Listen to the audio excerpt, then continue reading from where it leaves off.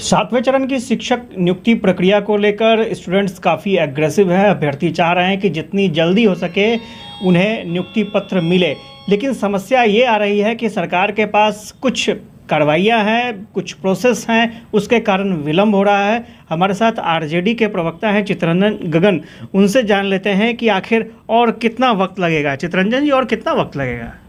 देखिए, प्रयास तो यह हो रहा है कि जितना जल्द से जल्द हो सके नियुक्ति हो जाए। अभ्यर्थी काफ़ी दिन से परेशान हैं। असल में सवाल है यह कि आक्रोश इसलिए है कि चूँकि 3 वर्षों से वे वाट जोड़ रहे हैं और कभी कुछ बराबर जो है सो निराश होना पड़ता है।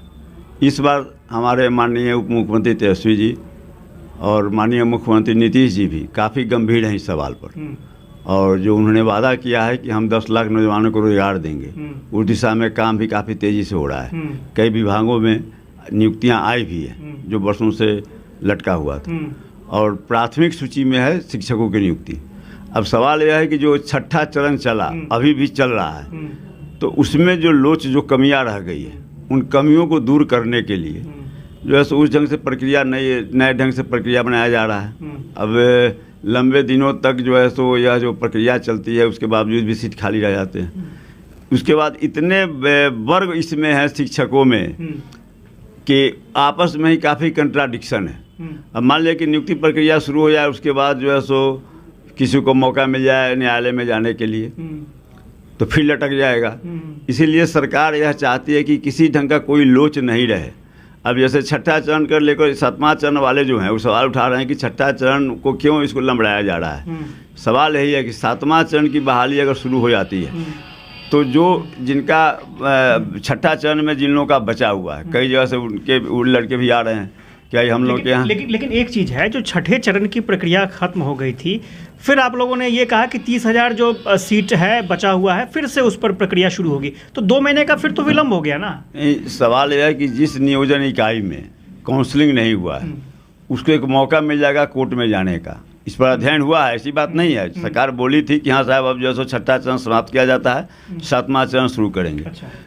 तो प्रक्रिया शुरू होने ही वाली थी। अच्छा। लेकिन जब इसमें लीगल एडवाइस लिया गया तो यह मामला सामने आया कि यदि जहाँ पर मैंने काउंसलिंग हुआ ही नहीं है जिस नियोजन इकाई में, वैसे पटना जिला में काउंसलिंग हुआ ही नहीं है, तो वह जो अभ्यर्थी हैं उसमें से किसी के द्वारा अगर कोर्ट में चला जाता है तो मामला और खिंचा जाएगा, तो जो सो लेने के देने पड़ जाएंगे। तो जितनी हड़बड़ी और जितनी बेचैनी है कि जितना जल्द सरकार चाहती है कि जितना जल्द हम लोगों को नियोजित करें, और अभ्यर्थियों को भी परेशानी कि जितना जल्द मेरा नियोजन हो जाए, तो यह जो है सो दोनों के माने जो इच्छा है उस पर तो खरापात हो जाएगा। तो इसीलिए सरकार की मंशा जो है कि किसी ढंग से लोच नहीं रहे, किसी को मौका नहीं मिले इसे उलझाने का, फंसाने का। क्योंकि कई तरह की मामला इसमें बहुत बात है, जैसे कि बहुत लोग हैं चाह रहे हैं कि सीटेट हो जाए उसके बाद हो जाए।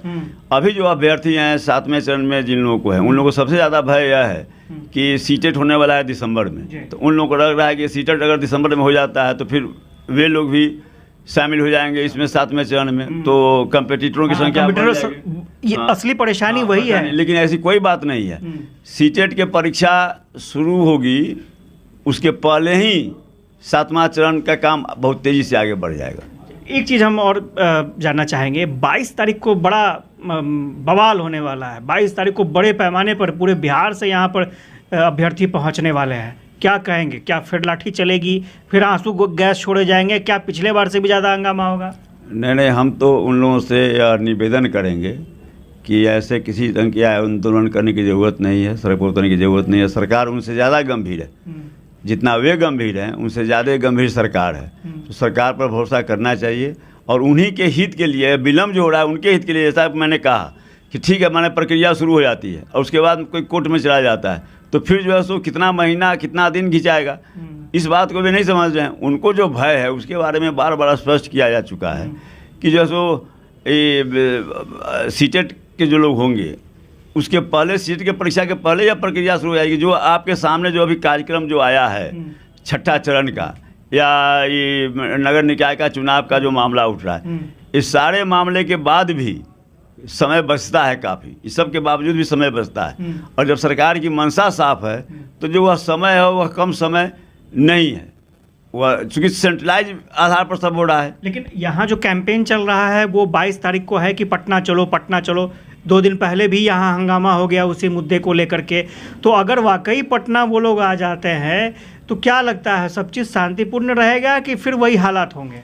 नहीं, हम तो उनसे आग्रह करेंगे कि माने जो है सो आपके बीच में आप ठीक है, आप शांतिपूर्ण ढंग से प्रदर्शन करना चाहते हैं, लोकतंत्र में अधिकार है अपनी बातों को रखने के लिए, प्रदर्शन करने के लिए, लेकिन सवाल है कि ऐसे अफसरों का लाभ ऐसे तत्व उठाएंगे जिनकी मंशा है कि कहीं से न माने शिक्षकों की नियुक्ति बाधित हो और सरकार की बदनामी हो। दोनों बात है, माने सरकार के भी जो विरोधी हैं वो भी, और ऐसे भी लोग हैं जो नहीं चाहते हैं कि नियुक्ति हो, तब इसका फ़ायदा उठाया जा सकता है। फ़ायदा उठाने के लिए। तो इसलिए वैसे लोगों को जो फ़ायदा उठाने का अवसर अगर मिल रहा है माने किसी के कारण, तो हम समझते हैं कि जो है सो इस बात का ख्याल रखना चाहिए कि उनके वोट में वैसे लोग जो उनके भी विरोधी हैं और सरकार को बदनाम करना चाहेंगे, उनको मौका नहीं मिले, इसका ख्याल रखना चाहिए।